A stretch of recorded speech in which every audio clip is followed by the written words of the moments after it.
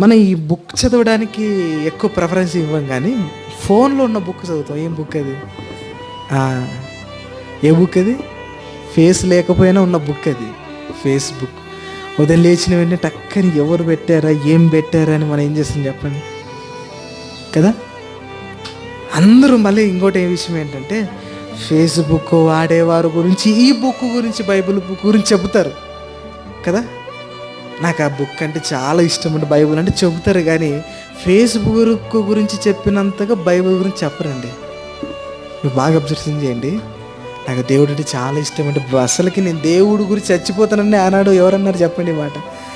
నేను నీ గురించి చావనని చేస్తాను కానీ ఆ మాట అన్నాడు ఎవరు? పేతురు గారు కదా. ఆయన గారు ఏం జరిగింది? ఇప్పుడు కూడా అట్లా అంటారు ఉన్నారండి. అంటే ఆ పేతురు గారు లాంటి వారు కాదు, అలాంటి సందర్భం ఎలాగైతే ఉందో అలాంటి లక్షణం ఎప్పుడు కూడా ఉంది.